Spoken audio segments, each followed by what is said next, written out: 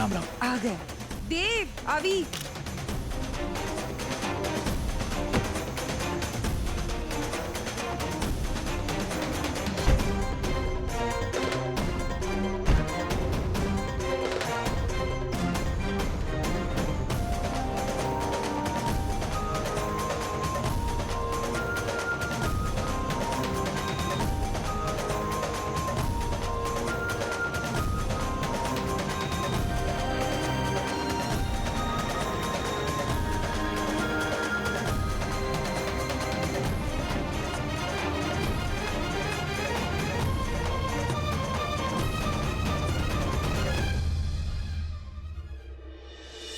चौहान परिवार तहे दिल से सूर्यवंशी परिवार का स्वागत करता है। धन्यवाद शारदा। चंद्रिका। खुश रहो। कैसी हो? बहुत अच्छी। और तुम हमेशा की तरह सुंदर। तुम भी। राघव, रीत, आओ बेटा, मौसा जी और मासा जी के पांव छुओ, आशीर्वाद लो। खुश रहो, जीती रहो।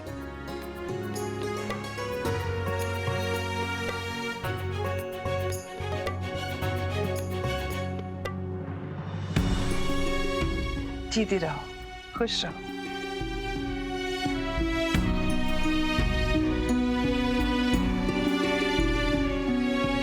अभी भी तुम दोनों को देखकर ऐसा लगता है जैसे कल ही शादी हुई हो। ये रौनक हमेशा बनी रहे। अब उन्नति, ध्रुव, आओ बेटा, आशीर्वाद लो। जीती रहो। ध्रुव, खुश रहो। खुश रहो बेटा। खुश रहो। कितनी सुंदर जीवन साथी है तुम्हारी। दोनों साथ साथ आशीर्वाद लिया करो। कहीं चंद्रिका को इनके टूटे हुए रिश्तों के बारे में भनक तो नहीं लग गई? देव, अभी क्या बात है बेटा? अपनी शारदा मासी से नहीं मिलना? जीते रहो, जीते रहो, जीते रहो। अरे वाह, मेरी सहेली की छोटी बहू तो बिल्कुल चांद का टुकड़ा है।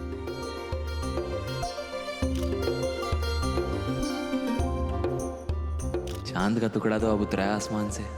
चंद्रिका, तुमने अभी की तो बहू बड़ी प्यारी चुनी है। देव की बहू की मुंह दिखाई कब करवा रही हो? शारदा, हमारी भी यही चाह है। देवी माँ की कृपा रही तो जल्द ही देव के लिए भी एक अच्छी जीवन साथी मिल जाएगी। जरूर मिलेगी। मैं भी माता रानी से प्रार्थना करूंगी। आप दोनों सारी बातें यहीं कर लेंगे। इतनी दूर से आए हैं ये लोग। देव, अभी इन्हें अंदर ले जाओ। जी मासा। शारदा, तुम हमारे साथ चलो। चल भी, आ जाओ, आ जाओ।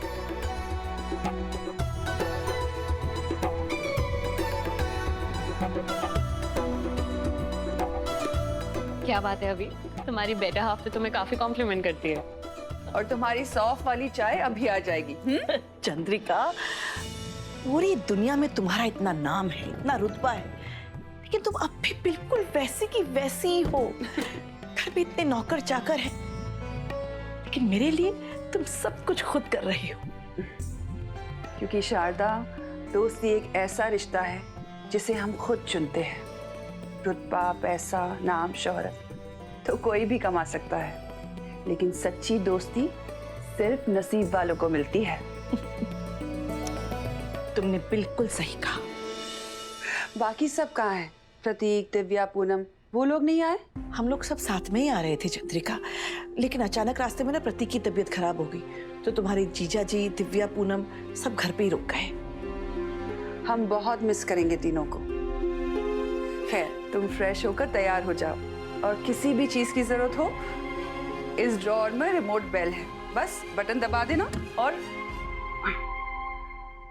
हम सो सॉरी, हमने सावित्री से कहा था सामान हटाने के लिए, हम खुद हटा देते हैं। कोई बात नहीं चंद्रिका, रहने दो। तुम्हारी चाय भिजवाते हैं। हाँ, एक मिनट, कुछ गिर गया।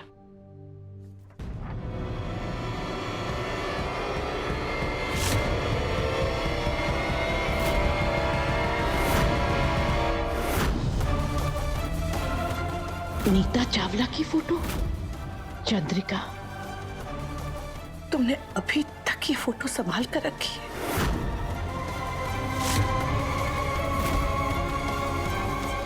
क्यों चंद्रिका?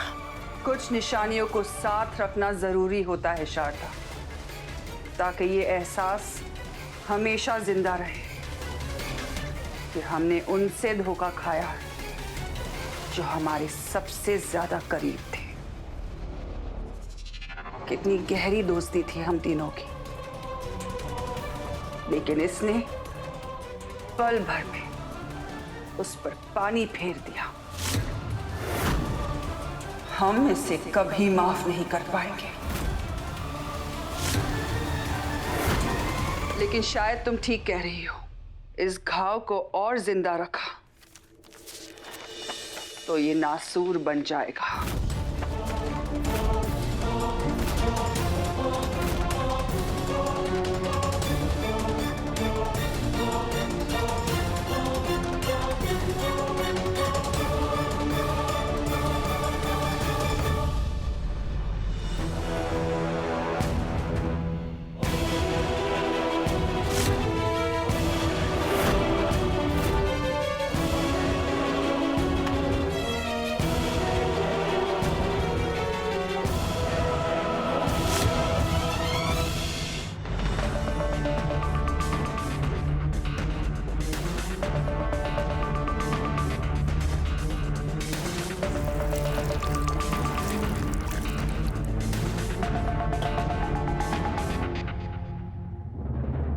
वसु, वसु दरवाजा खोल।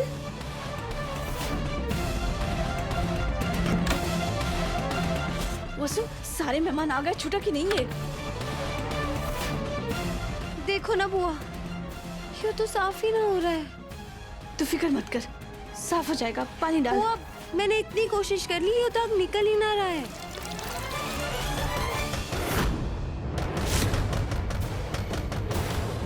तू रुक, मैं देखती हूँ। मैं देख रही हूँ।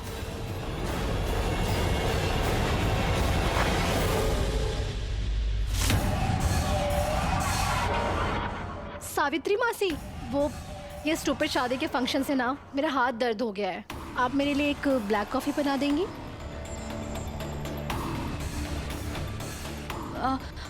मैडम, मैं अभी किसी को बोल के आपके लिए कॉफी बनवा देती हूँ। नहीं, मुझे आपके हाथ की ही पीनी है। प्लीज आइए ना।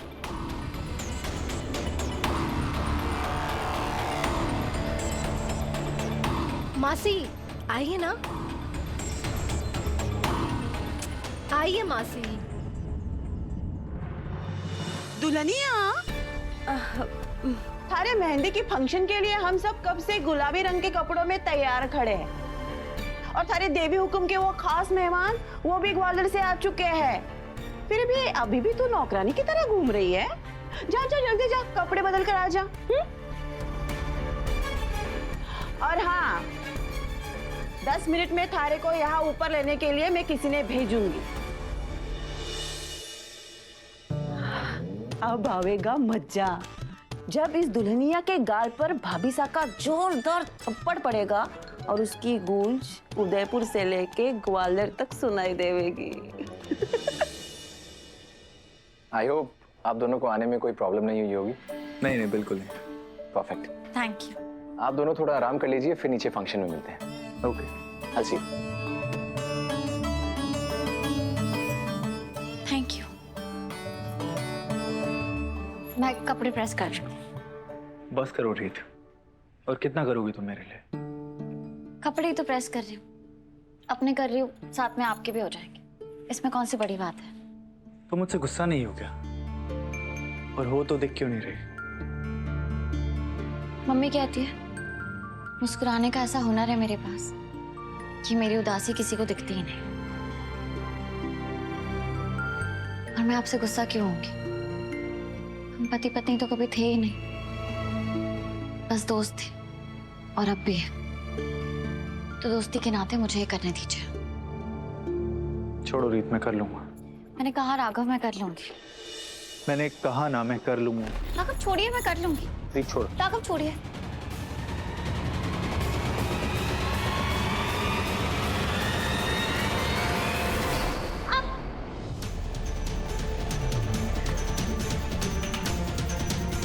जला लिया ना हाथ।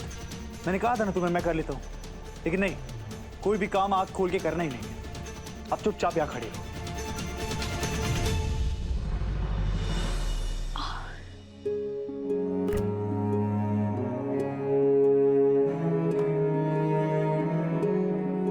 कैसे बने हैं क्यों बने क्या पता, ये हम नवा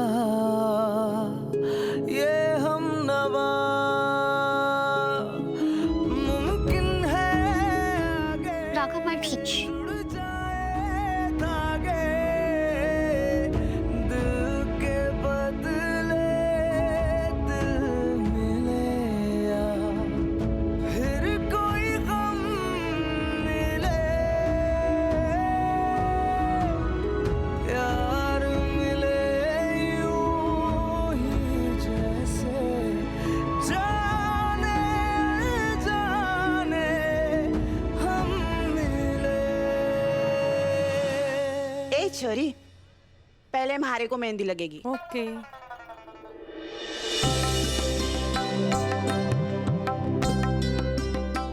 शारदा, ये माधव है, वसुधा का होने वाला बीज। ओहो, अच्छा अच्छा। जीते रहो बेटा, जीते रहो, खुश रहो। कैसी लगी हमारी पसंद? तुम्हारी पसंद है चंद्रिका, कभी गलत हो ही नहीं सकती।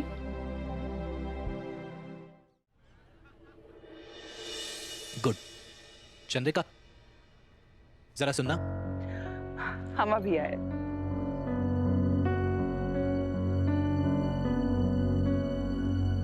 माँ, इस घर के लोग अपनी नौकरानी की शादी इतनी धूमधाम से क्यों कर रहे हैं? मुझे क्या पता, मैं तो बस इस बात से परेशान हूँ कि एक नौकरानी के लिए मुझे रीत चौधरी के पांव पड़ने पड़े, उसे रिक्वेस्ट करना पड़ा इस शादी में आने के लिए, ताकि मेरी और हमारे सूर्यवंशी परिवार की इज्जत बनी रहे।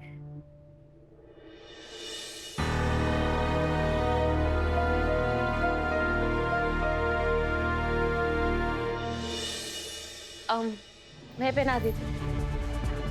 दूर रहो मुझसे, और याद रखो कि मैं बस तुम्हारे पति की एक्टिंग करने आया हूँ, वो भी दीदू की वजह से। इस ड्रामे को सच समझने की कोशिश भी मत करना। तो बस हेल्प कर रही थी। नहीं चाहिए तुम्हारी हेल्प। तुमने मेरे लिए मेरी फैमिली के साथ जो करना था वो कर चुकी। और मैं मर भी रहूंगा ना, तुम आखिरी इंसान होगी, तब भी मैं तुमसे हेल्प नहीं लूंगा।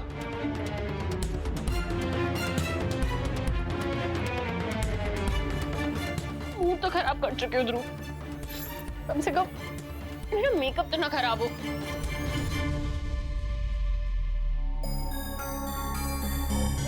हे माता माई, हमारी मदद कीजिए, ये दाग तो निकल ही ना रहा है। ये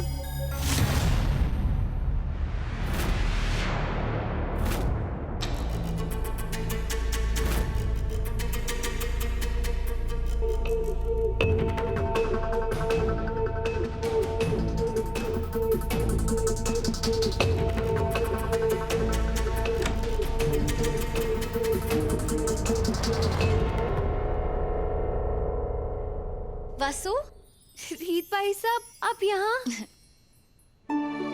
कितनी सुंदर लग रही हो तुम, किसी की नजर ना लगे। थैंक यू भाई साहब, इतनी दूर से यहाँ आने के लिए। तुम्हारी शादी है वसु, हम कैसे नहीं आते। और मैं तो इतनी खुश हूँ कि तुम माधव जैसे अच्छे लड़के से शादी कर रही हो। पता है, इतनी तारीफें सुन ली है ना मैंने उनके बारे में कि अभी उनसे मिलने के लिए सुपर एक्साइटेड हूँ।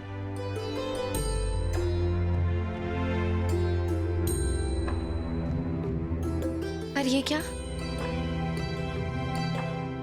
दुल्हन की आंखों में अभी से आंसू। क्या हुआ वसु? वो हमारी तरफ से एक छोटी सी भेंट। हम चाहते हैं कि आज मेहंदी के फंक्शन में तुम ये चुनर ओढ़ो। ऐसा ये देखिए ना, देवी हुकुम ने मेहंदी में ओढ़ने के लिए हमारे को ये चुनर दी थी, लेकिन इस पर ये दाग लग गया और अभी वो निकल ही ना रहा है। हमारे को समझ ही ना आ रहा कि ये चुनर ओढ़ के मैं नीचे कैसे जाऊं। अगर मैं ये चुनर ओढ़ के नीचे नहीं गई ना, तो देवी हुकुम ने बहुत बुरा लगेगा भाई साहब। भाभी साहब, हमारी मेहंदी देखिए ना, सुंदर है ना। और मैंने इस डिजाइन के नीचे ना तुम्हारे शाह का नाम भी लिखवाया है। अच्छा है ना? सारिका, ये क्या बचपना है? आज वसुधा की मेहंदी है, इसलिए पहली मेहंदी का हक सिर्फ उसका है। करिश्मा और उन्नति को देखो, एक दुल्हन बनने वाली है और एक अभी अभी दुल्हन बनी है, लेकिन फिर भी दोनों कितनी शांति और संयम से खड़ी है। और तुम हो कि सारी भाभी साहब। वसुधा कहाँ है? रस्म शुरू करने का वक्त हो गया है। जी मैं बस अभी बुला कर आऊँ। भाभी साहब मैं गई थी उसे बुलाने, लेकिन मैडम ने कहा कि मैं दुल्हन हूँ और आज मेरे को तैयार होके आने में थोड़ा टाइम लगेगा, तो हम सब लोग चुपचाप उसका इंतजार करें। ना ना हुकुम, ऐसी बात ना है, मैं अभी बुला कर आऊँ। हनुमान तुम रुको, हम खुद उसे लेकर आते हैं। मासा,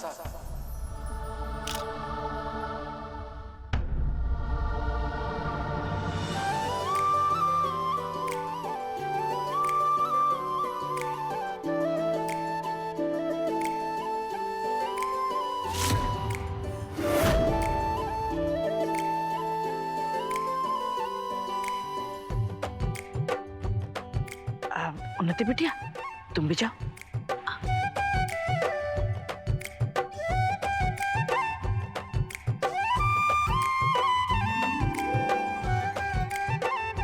ओए, मेरी बेस्ट फ्रेंड को नजर लगाएगा।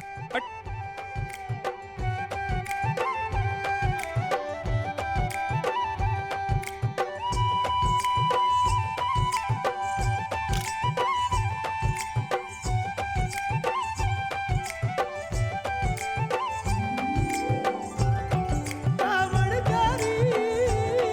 माधव आओ। चल।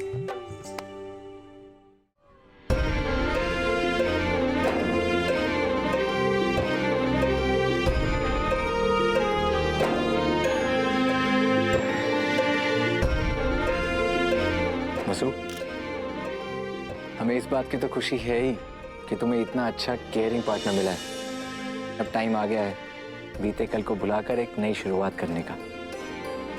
कितनी आसानी से आपने कह दिया कि मैं सब भूल कर नई शुरुआत करूं। कैसे भूल जाऊं कि आप हमारे सुहाग हैं, मेरे को किसी और के साथ कोई नई शुरुआत ना करना।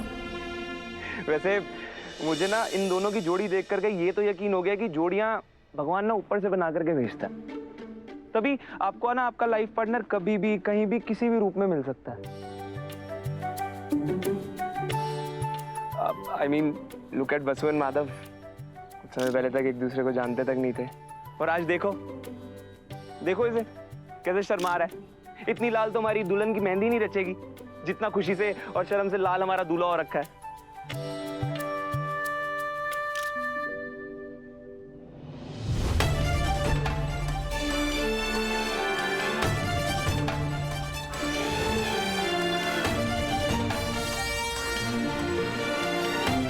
पता नहीं क्यों लेकिन बसु के चेहरे पे नई दुल्हन वाली खुशी दिखाई ही नहीं दे रही। कहीं कुछ। चलो बातें बहुत हो गई, रस्म का वक्त शुरू हो गया है। सावित्री,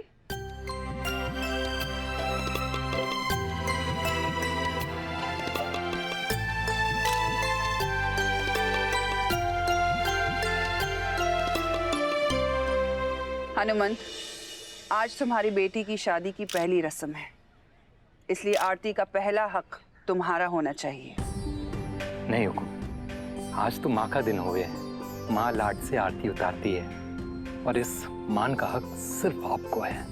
नहीं हनुमंत, तुम वसुधा के पिता भी हो और माँ भी। जानती हो शारदा, हाँ, हनुमंत ने वसुधा को पिता की सीख भी दी और माँ के संस्कार भी। इसलिए शादी भले ही चौहान हाउस में हो रही है, लेकिन हर रस्म, हर नेक में वसुधा के पिता होने का हक हनुमंत से कोई नहीं छीन सकता। हनुमंत आओ। आपका बहुत बहुत आभार।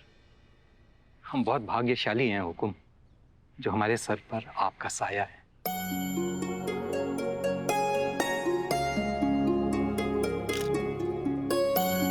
अरे ये गरीब बाप हमारे लिए कभी कुछ ना कर पाया, और तूने कभी कोई शिकायत ना की छोरी।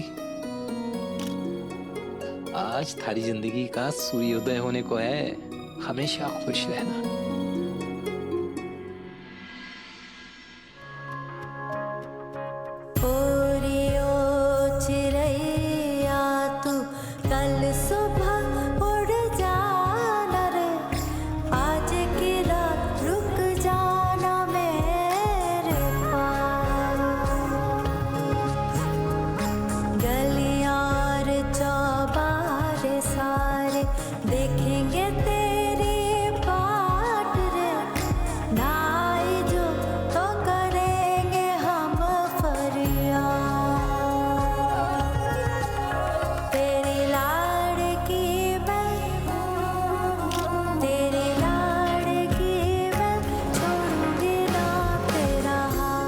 सारे दुख आज से मारे हो जावे।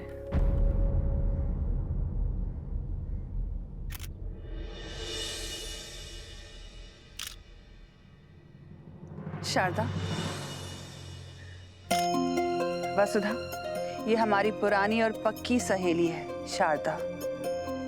जीते रहो बेटा, खूब खुश रहो। शारदा, यूं समझ लो कि वसुधा हमारे घर की बेटी जैसी है और तुम और हम अलग थोड़ी ना है। क्यों ना हम दोनों मिलकर हमारी बेटी की आरती करें? जरूर जरूर।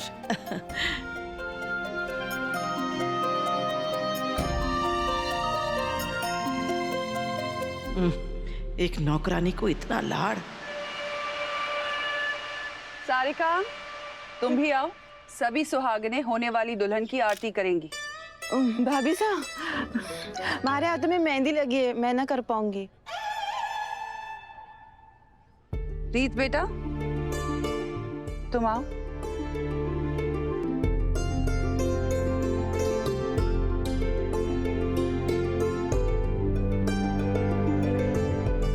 रीत, आरती की थाली उन्नति बिटिया को भी दो। जी।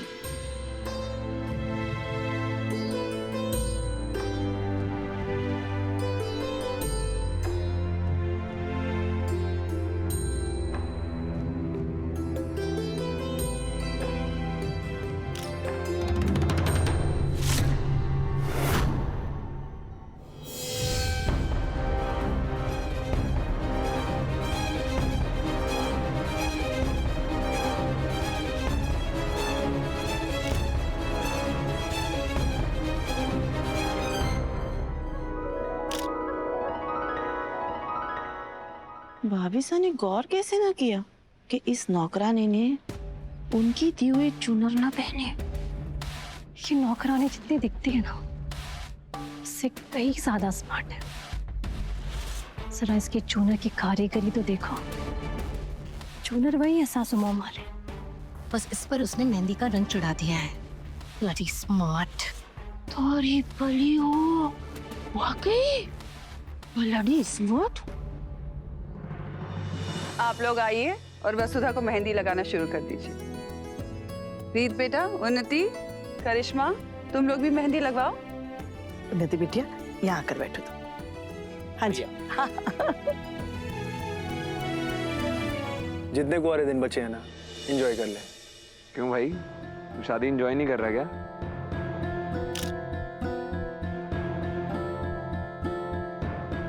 क्या हो गया? ऐसे अभी तेरे हाथ पे मॉडर्न आर्ट किसने बना दी?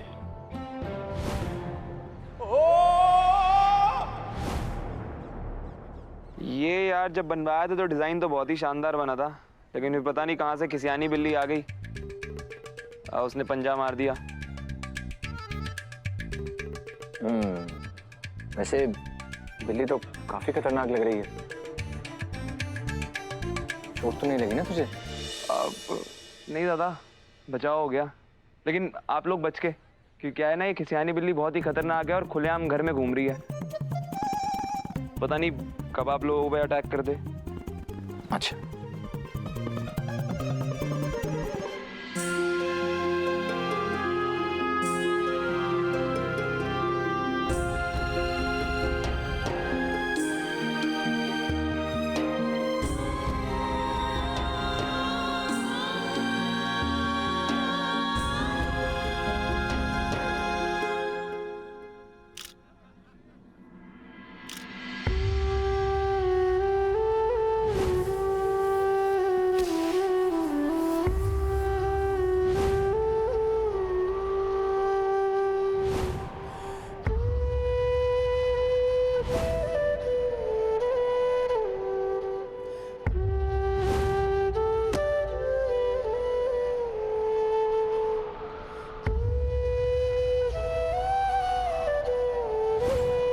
माता माई, आपने हमारे बारे में क्या सोच रखा है जिससे मैं अपना पति मान चुकी हूँ, उसी के सामने हमारे हाथों पर किसी और के नाम की मेहंदी लग रही है। दुल्हन के हाथों में क्या नाम लिखना है? माधव। नहीं नहीं, देवी हुकुम।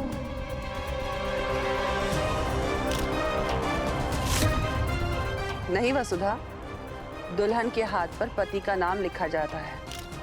अगर पति का नाम लिखा जाता है तो फिर हमारे हाथों पर देव सर का नाम होना चाहिए।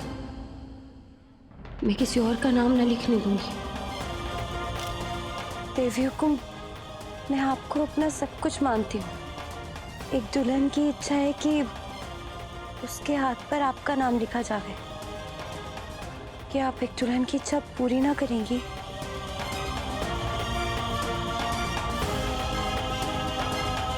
मैम, वसु अपने बाबूसा के बाद अपना सब कुछ आपको मानती है और उसके दिल में आपकी जगह कोई भी नहीं ले सकता, मैं भी नहीं। मैम, अगर लिखवाना चाहती हैं आपका नाम तो लिखवाने दीजिए ना।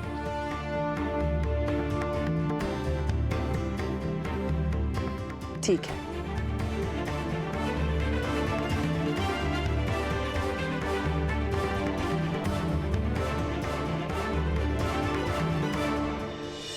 कि नौकरानी सासू मोम पर मक्खन के टिक्के लगाने का एक मौका नहीं छोड़ती।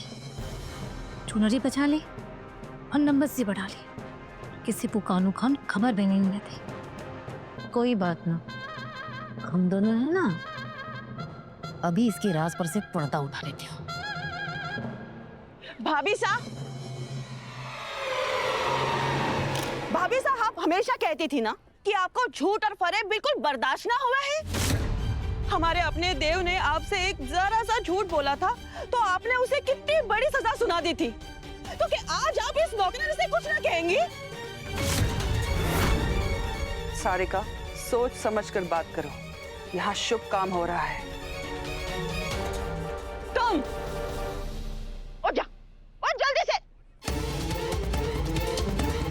अगर हमारे हाथों में ये मेहंदी ना लगी होती ना तो अब भी थारी को घसीटते हुए यहाँ से ले जाती और सबके बीच में एक मुजरिम की तरह खड़ा करती। उठ जा, उठ, चल, अरे चल। भाभी साहब, यो देखिए, यो वही महंगी चूनर है जो आपने 15 साल सहेज कर रखने के बाद भी मारे को ना देते हुए इस नौकरानी को दे दी। और अब देखिए इसने इसकी क्या हालत कर दी है। अरे इसकी तो औकात ही ना है महंगी चीज इस्तेमाल करने की।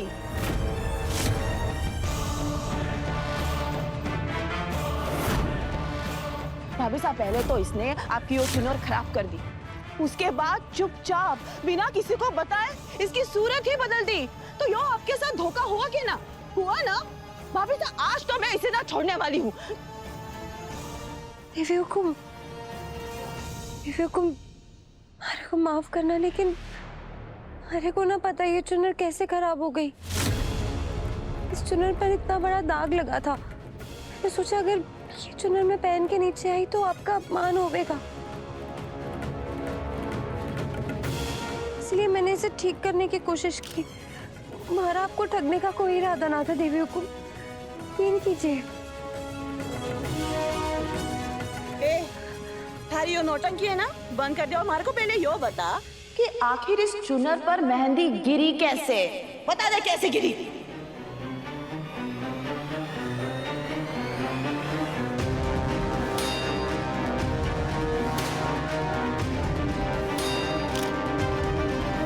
चुनर पर मेहंदी गिरी थी, ये बात तो म्हारे को, बाबूसा को, सावित्री बुआ को और रीत पाइसा को पता थी, क्योंकि रीत पाइसा ने उसे ठीक करने में हमारी मदद की थी। फिर आपको कैसे पता कि चुनर पर मेहंदी गिरी थी?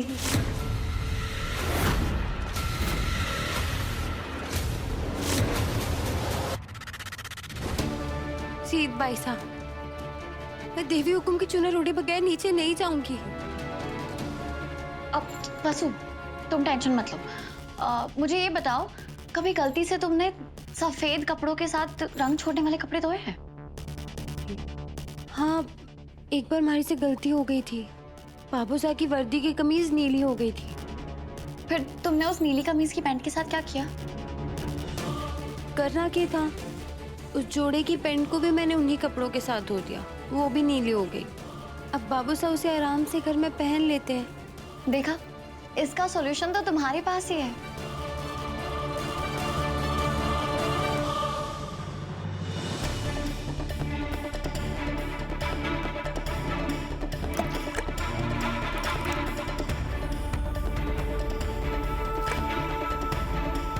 वसु, तुम्हारे हाथों में मेहंदी चढ़ जाएगी। और ग्लव्स है?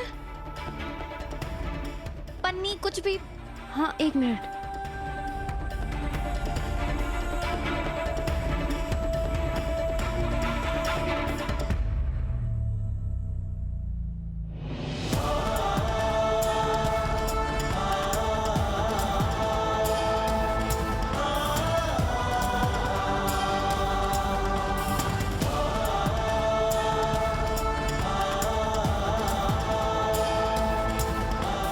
ये देखो, हो गई ना तुम्हारी देवी हुकुम की चुनर फिर से टिप-टॉप।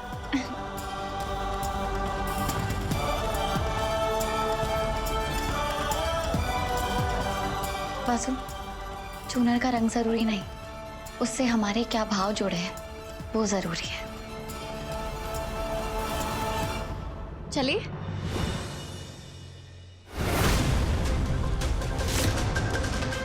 आइए ना सारिका मैडम, आपको कैसे पता कि चुनर पे मेहंदी गिरी थी?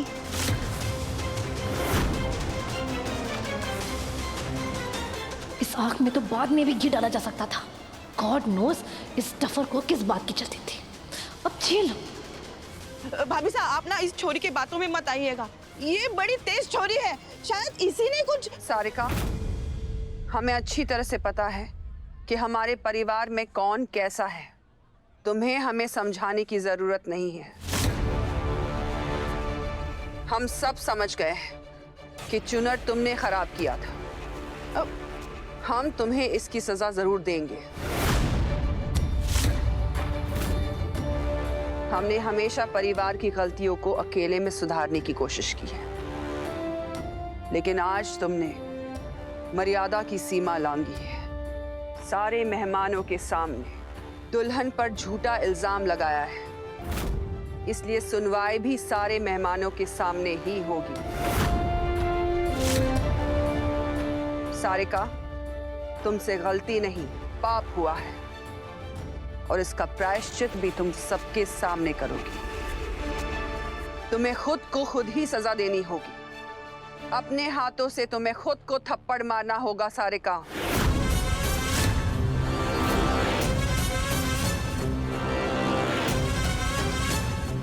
भाभी साहब, हर बार तुम्हारे को ही सजा क्यों मिले है?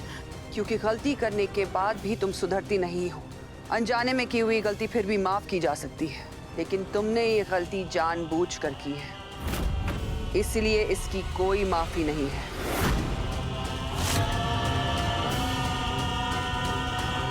सुना नहीं तुमने?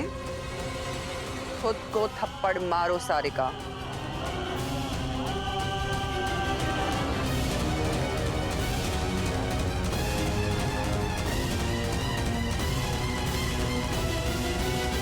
जाने दीजिए ना देवी हुकुम। ऐसे नहीं, जोर से आवाज आनी चाहिए।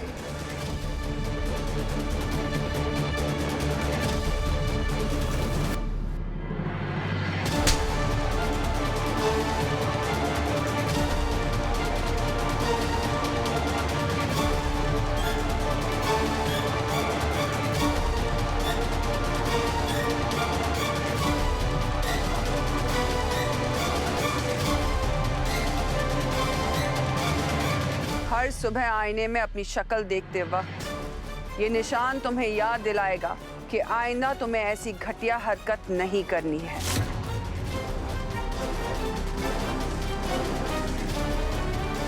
रस्म शुरू करो। करिश्मा, वसु, मेहंदी की वजह से दुपट्टे पे रंग अच्छा चढ़ा है। ये तो पहले से भी ज्यादा सुंदर लग रहा है ना सासू माँ? यही तो एक औरत की खासियत होती है, फैली हुई रंगोली को समेटकर सही कर देती है, टूटे हुए रिश्तों को जोड़कर परिवार को एक कर देती है, माँ बाप से लिए संस्कारों को अगली पीढ़ी को सौंप देती है। वसुधा, तुमने इस चुनर पर सुहाग का रंग चढ़ा दिया और ये रंग इतना गहरा चढ़ा है, इसका मतलब ये है कि तुम्हारा पति तुमसे बहुत प्यार करेगा, वो भी उम्र भर।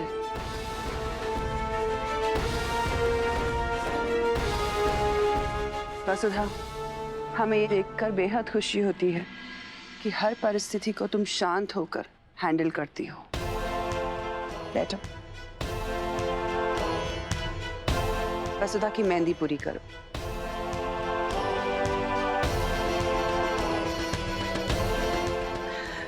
रीत बेटा, आओ और अपने हाथों पे मेहंदी लगाना शुरू कर दो। जी।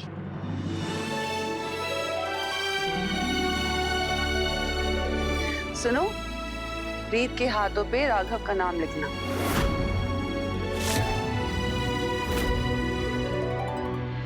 मेहंदी वाली से क्यों चंद्रिका? पति का नाम पति के हाथों से लिखवा देते हैं, है ना? सही कहा तुमने शारदा, इन्हीं छोटे छोटे पलों से रिश्ता और बड़ा बनता है। राघव बेटा, आओ आओ। चल भाई, क्या देख रहा है? तेरी अपनी बीवी है, चल आजा। चल आओ बैठो।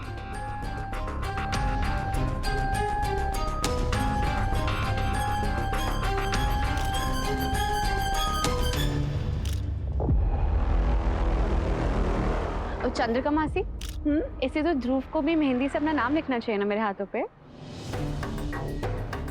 हाँ हाँ, क्यों नहीं, आओ बैठो। ध्रुव बेटा, आओ यहाँ बैठो और अपने हाथों से अपना नाम उन्नति के हाथ पर लिख दो। जी।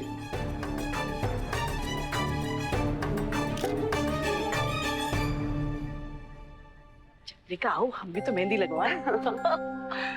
बैठो, ये लो। Thank you. ये दोनों साथ में कितने अच्छे लगते हैं। माता माई, इनकी जोड़ी ऐसे ही सलामत रखना।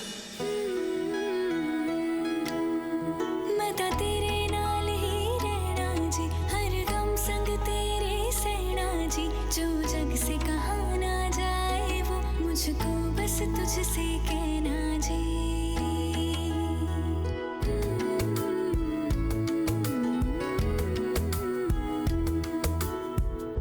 इश्क का रंग सफेद पिया, ना छलना कपट ना भेद पिया, सौ रंग मिले तू एक वर्गा, फिर आतिश हो सोना सोना इतना भी कैसे तू सोना, तेरे इश्क में जोगी होना, मैनू जोगी होना। इनके हाथ में इनके सा का नाम लिखना।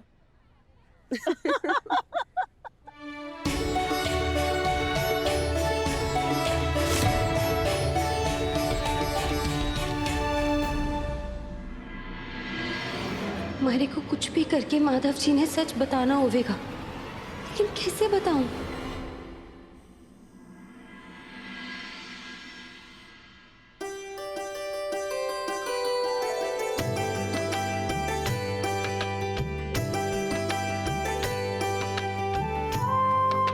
माधव। जी मैम। बेटा, तुम्हारी स्पेशल गेस्ट आने वाली थी ना? जी मैम, वो पता नहीं लेकिन कहाँ रह गई। मैं अभी फोन करता हूँ, पूछता हूँ। पूछ कर हमें बताना, उनके रहने का इंतजाम हम चौहान हाउस में ही कर देंगे। Thank you ma'am.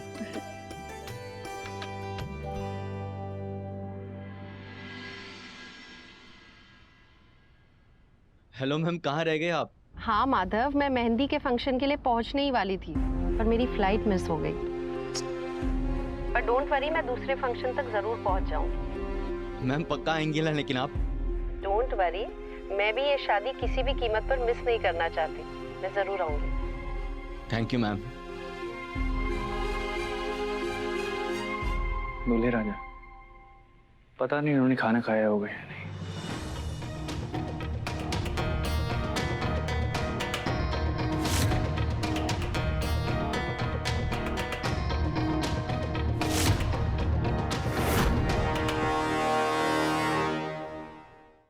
Okay then ma'am, I will see you, bye.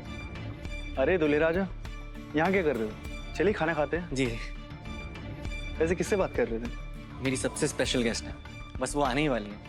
सबको इंट्रोड्यूस कराऊंगा और आप देखिएगा कि इतनी स्पेशल है कि सबको बहुत पसंद आएंगे। ओके।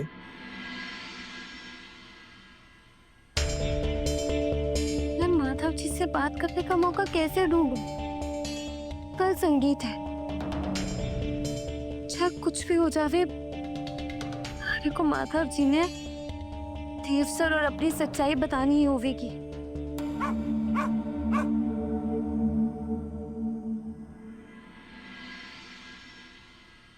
अरे देव सर, आप यहाँ? मासा ने तुम्हारी पसंद का सब बनवाया है और देखो दुल्हन नहीं खा पा रही है। मैंने सोचा तुम्हारे लिए यही खाना लेकर आता हूँ। तुम्हें भूख लगी होगी ना? मैं खिलाता हूँ। आपको कैसे पता कि मारे को भूख लग रही है? बस यूं ही अंदर से फीलिंग आई।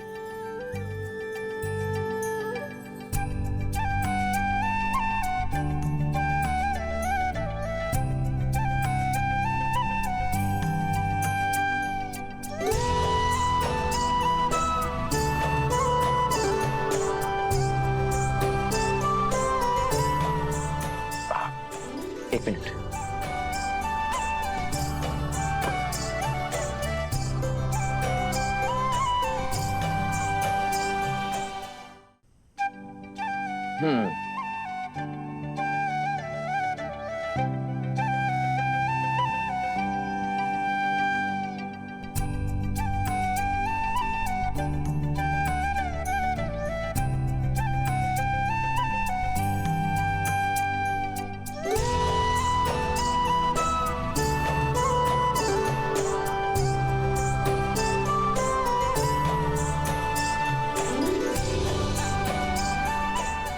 देव सर, आपका ध्यान रखना तो हमारा फर्ज है, लेकिन हमारे रिश्ते के बारे में जाने बिना आप हमारी इतनी फिक्र क्यों कर रहे हैं?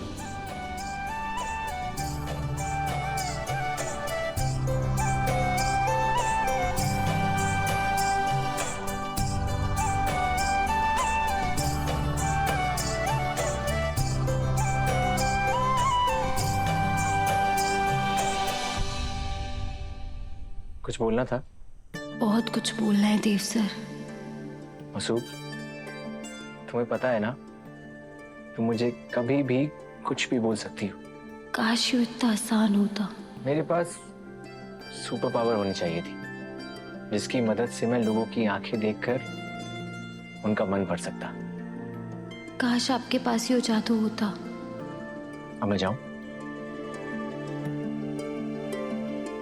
ये यहीं छोड़ रहा हूँ। वसु,